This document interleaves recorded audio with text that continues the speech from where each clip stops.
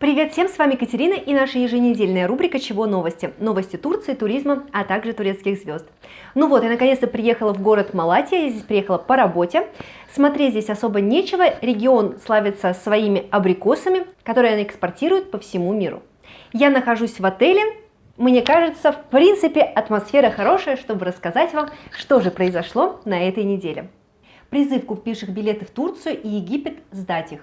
Церемония награждения актеров в Турции Pantene Golden Butterfly Awards. Звезды начали откровенно говорить про их ботокс.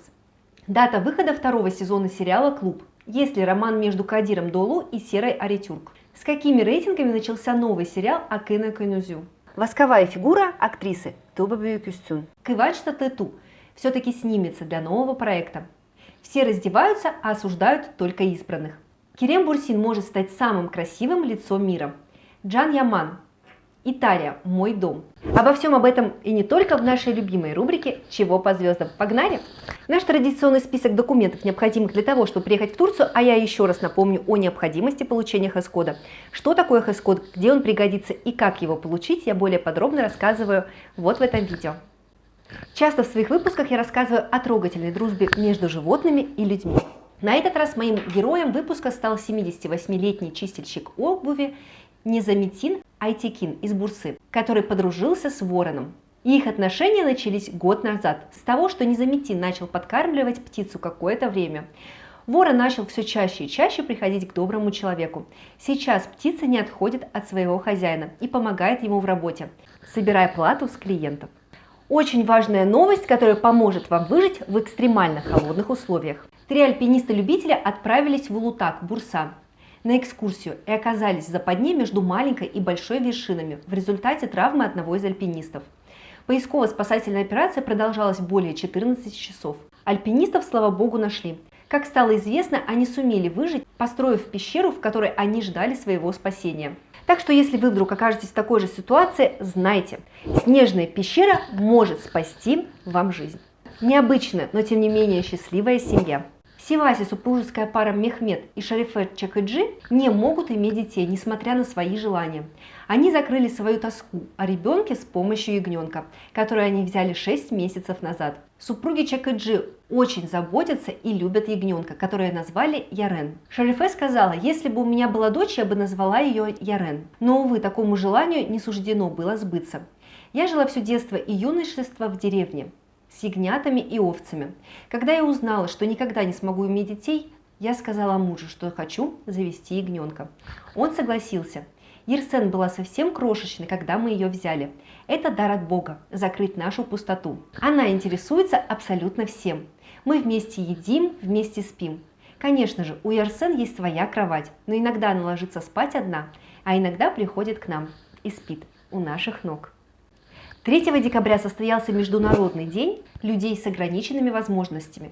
В связи с этим днем команда управления полиции Аданы и департамента общественной полиции устроили настоящий праздник для особенных детишек, а также для детей с ограниченными возможностями. Детей сначала прокатили на лошадях конных отрядов полиции, позже ребята сели в вертолеты и сфотографировались, а также прокатились на бронетранспортерах и мотоциклах.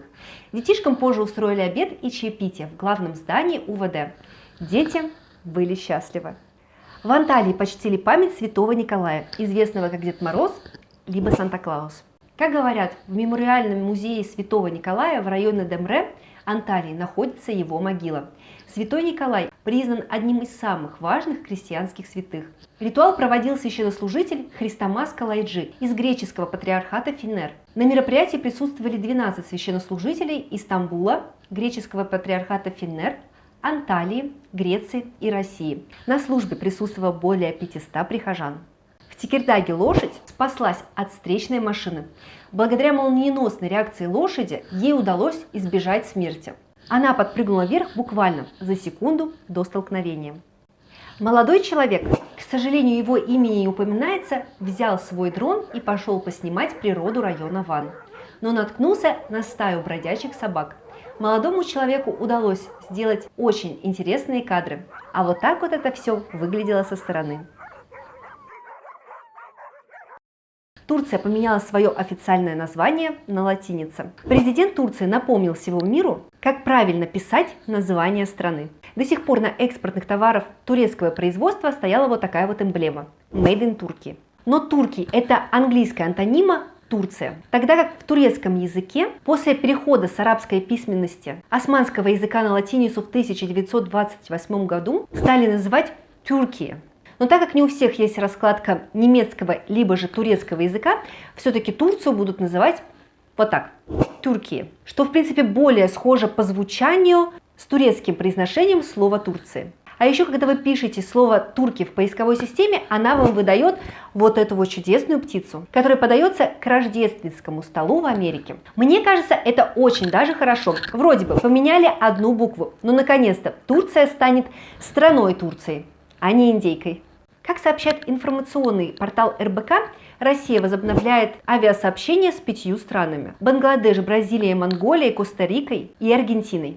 И на этом фоне как-то очень странно начинает смотреться заявление Онищенко, который призвал всех людей, кто купил билеты в Турцию либо в Египет, сдать их и отдохнуть дома. Надеюсь, все будет хорошо, никто границ закрывать не будет. Мы отделаемся только устным предупреждением, так как минимум хочется и родителей навестить, и обратно вернуться.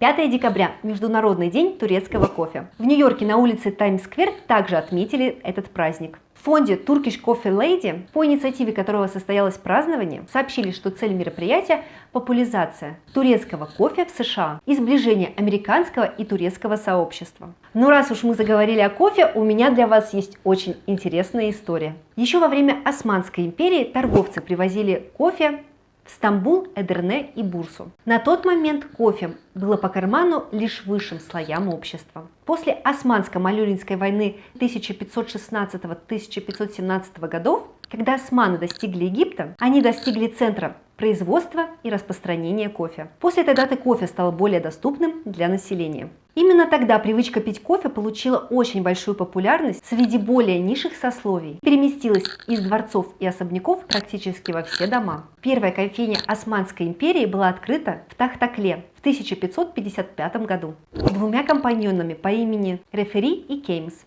которые приехали в Стамбул из Алеппо и Дамаска. Здесь собирались особо грамотные люди, читали книги, играли в шахматы и в нарды. С течением времени кофеин становилось все больше. Они стали буквально центром социальной жизни. В то время не было ни телевизора, ни газет, да и не все еще умели читать. Поэтому вся информация передавалась исключительно из уст в уста. Со временем кофейни начали разделяться по сфере интересов. В основном кофейни были чисто мужскими местами. Женщины посещали хамамы. Правильное название гаданию на кофейной гуще – тосиография. Берет свое начало задолго до завоевания Константинополя и уходит своими корнями к времени Тургурула и Чагри-бея из Сельджукской империи в далекий 1028 год.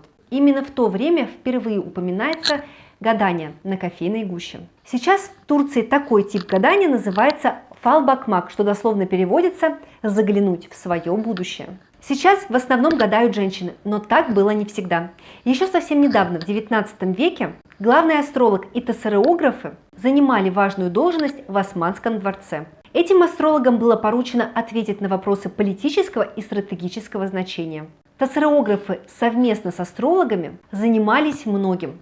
От составления календарей, документирования небесных событий и общего управления. Самый известный астролог Османской империи Такиюдин, который даже построил в Стамбуле большую обсерваторию, настолько большую, что мог конкурировать с большой обсерваторией в Самарканде. А что же у нас творится там, на нашем звездном небосклоне?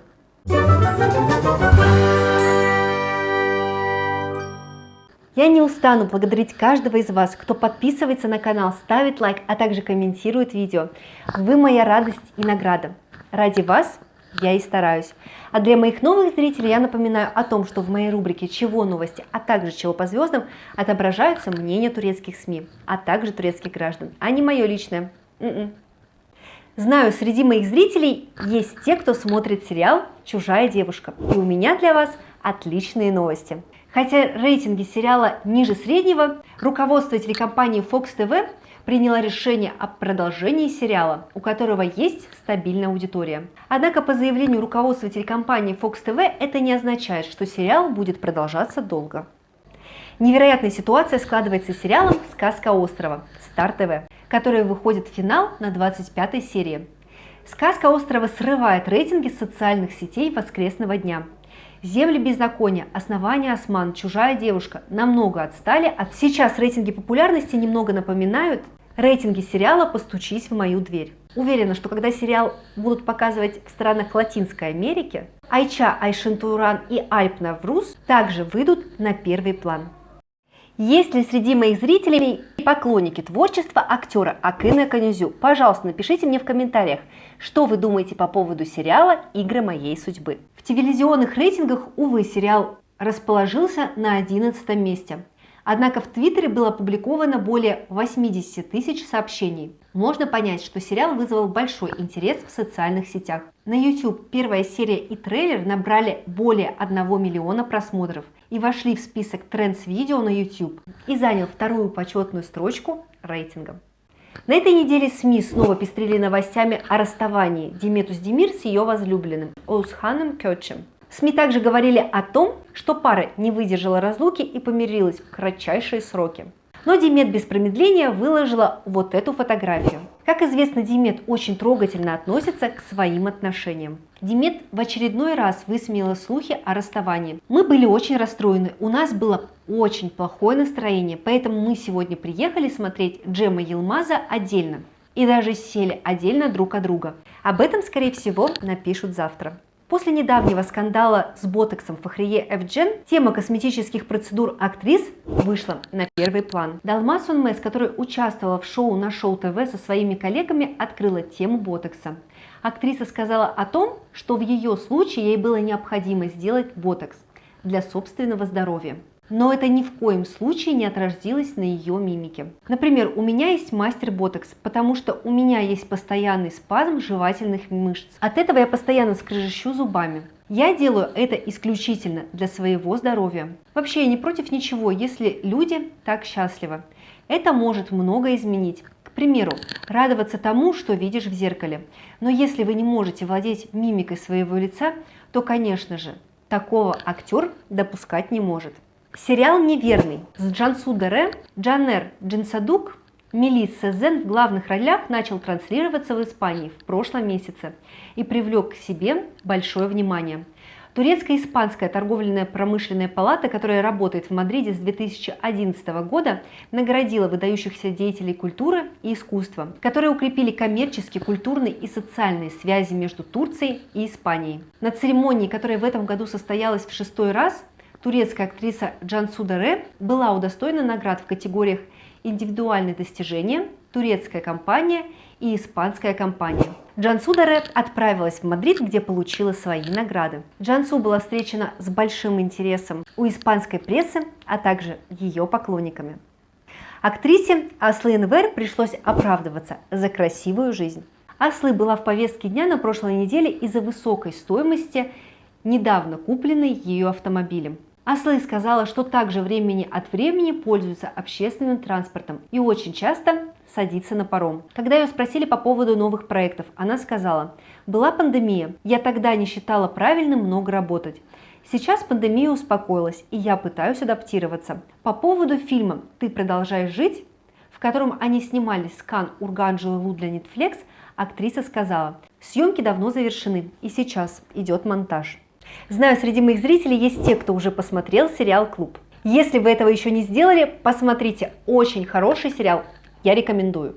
Вы меня спрашивали по поводу продолжения телесериала «Клуб» на Netflix. Стала известна дата выхода 2-го сезона.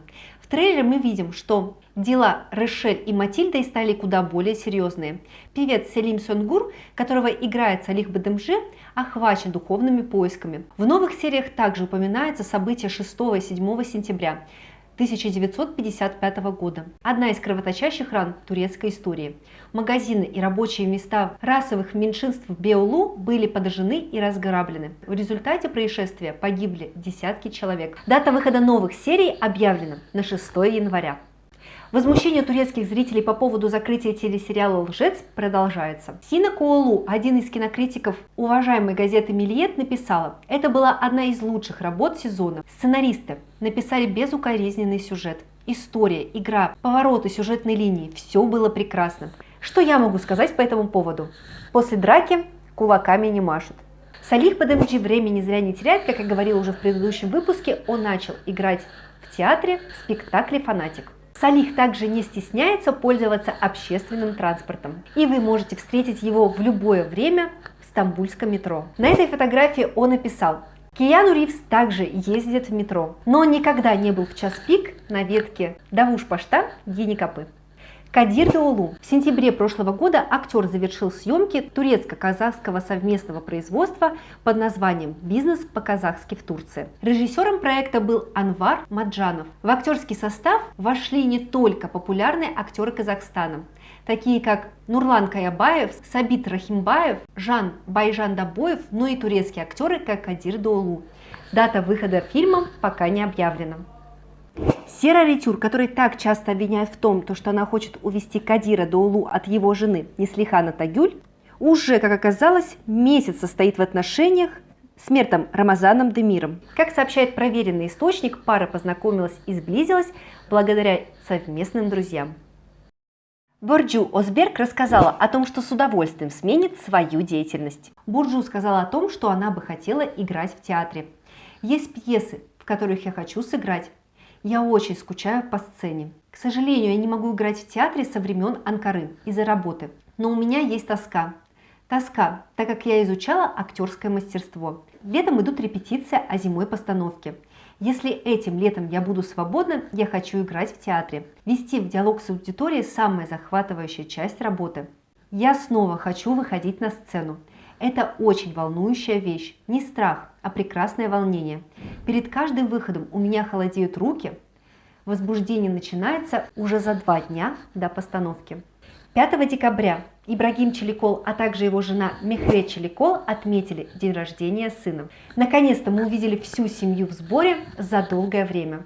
Лично я была очень счастлива увидеть их вместе, так как совсем недавно ходили слухи о том, что пара хочет развестись. Ибрагим и Мехрет также публиковали одинаковую фотографию в своих аккаунтах. На фотографии ножки Али, а на подписи: 2 года назад, сегодня, в этот час, мир вращался только возле 3 людей. Каждый раз, когда мы празднуем день рождения сына Али, мир как будто бы снова вращается только для одних нас. И это никогда не изменится.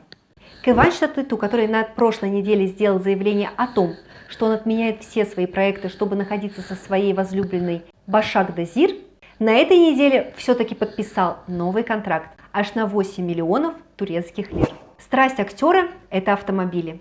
Это привлекло внимание компании Mercedes. Кыванч заключил с автомобильной компанией договор на цифровую рекламу и вскоре окажется перед камерой. Как пишут его турецкие фанаты, это очень хорошо, так как у малыша и у семьи должны быть средства для существования. Кстати, стал известен пол ребенка. У них родится мальчик. Очень скоро каждый, кто приезжает в Стамбул, сможет встретиться с любимой многими актрисой Туба Büyüküstün. Это станет возможно благодаря тому, что музей восковых фигур Мадам Тюссо изготовит восковую фигуру Тубы. Туба была очень взволнована процессом, когда с нее снимали мерки. Фигура будет точной копией актрисы. Так что для всех желающих увидеть Тубу Büyüküstün в Стамбуле я оставлю ссылку на локацию музея Мадам Тюссо в описании. Самой важной новостью этой недели стала церемония награждения актеров Турции Pantene Butterfly Golden Awards. На следующий день все обсуждали образы актеров, которые они выбрали для красной дорожки. Самая трогательная речь была произнесена Айчой Айшин Туран, которая получила награду «Лучшая актриса романтической комедии сериала». Я хочу поблагодарить команду «Сказки острова», особенно Керема Чатая, а также своего партнера Альпа Навруза, который всегда меня поддерживал, маме. Месяц назад я потеряла отца. Ему посвящаю свою награду. Он всегда гордился мной, смотрел все мои проекты с гордостью. Я знаю, что с гордостью он смотрит на меня прямо сейчас. Многие отметили, что Айча на церемонии была очень подавлена и даже не улыбалась. Итак, пройдемся по списку победителей. Звание лучших актрис Турции досталось Эзги Мула и Мерве Диздар, которые снимались в сериале «Квартиры невинных». Лучшим актером Турции был признан Чалар Элтерул, который снимается в сериале «Организация». Лучшим сериалом Турции был признан сериал «Девушка за стеклом». Лучший альбом с саундтреками к сериалу получил Эмир Эрсой. Кстати, Эмир – это возлюбленная актрисы Гёкче Бахадыр. Гёкче сказала: «Я тоже принимала участие в этом проекте. Для меня это также важно.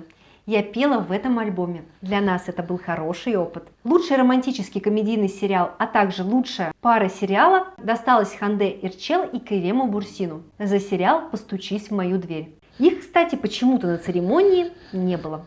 Лучшим цифровым сериалом признан сериал «Другие», либо же «Мы встретились в Стамбуле». Звание «Сияющие звезды» получили Эссен Эролу, которая снималась в главной роли в сериале «Позвони моему менеджеру», Джемре Байсел за участие в сериале «Игра на удачу» и Мелис Сезан сериала «Неверный». Кстати, платье Мелис Сезан с очень-очень глубоким вырезом стало самым обсуждаемым в социальных сетях. СМИ, а также турецкие граждане пишут о том, что гордятся актрисой, и нужно иметь большое мужество, чтобы одеть такое фантастическое платье. И тут я вообще просто в замешательстве, ничего не могу сказать. Одевать платье с огромным декольте – это нужно мужество. А когда Ханде Эрчел снимается в мини-юбке, в которой, в принципе, такой же длины, как ее шорты, в которых она ходила все лето, а также в сериале «Постучись в мою дверь», так все дружно ее осуждают.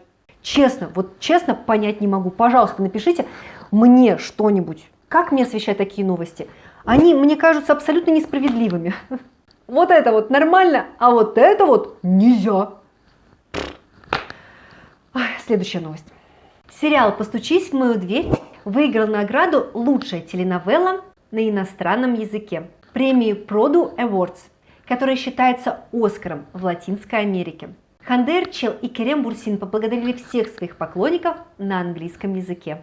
Кампания Ханде Эрчел «Жизнь против рака» подошла к концу. Ханде поделилась информацией о пожертвовании, которым им удалось собрать. Бесконечное спасибо всем, кто сделал свой вклад. Как герои, вы подарили мне самый лучший подарок на день рождения. Керем Бурсин, Чатай Улусой, Акына Конюзю, Барыш Мурат Яджи, Бурак Усчевит, Бурак Денис. Как бы это правильно назвать? Я не могу назвать это премией. Больше, скорее всего, это исследование. Да, наверное, скорее всего, это исследование. Самые красивые лица мира, которое проводится ежегодно независимым критиком Т.С. Кандер с 1990 года. Актеры, вошедшие в этот список, стали соперниками мировых звезд. Новости. Джана Ямана. Книга Джана Ямана «Сембре страно анка эме», которая переводится как «Для меня это тоже странно», на этой неделе официально поступила в продажу в книжные магазины Италии. Джан Яман совместно с фондом помощи детям устроил автограф-сессию. На этом видео он рассказывает о своем фонде помощи детям, а также о Рождестве и предстоящих праздниках. Мы начали сотрудничество с поликлиникой Умберто Примо. Хорошее сотрудничество, на мой взгляд, потому что мы совместными усилиями собираем деньги для тех, кто нуждается в помощи. Главное для нас – это улыбка детей, а также то, что благодаря нашей помощи мы воссоединяем семьи. Я здесь, в Италии, нашел свою семью. Для меня это Рождество будет особенным. Это будет первое Рождество, которое я проведу тут. Я считаю себя гражданином мира. Я учился тут, в Италии. Много путешествовал и увидел многие города Италии. Однако Италия меня приняла очень тепло. Здесь я нашел свою семью. Благодарю вас. Ставьте лайк, подписывайтесь на канал. А, кстати, ставьте еще на колокольчик, чтобы точно ничего не пропустить. И, конечно же, комментируйте это видео. Увидимся с вами на следующей неделе, опять же, из моего гостиничного номера. Кстати, пожалуйста, напишите несколько вопросов, которые бы я могла задать Эбру Шахин. А сейчас хорошего вам дня!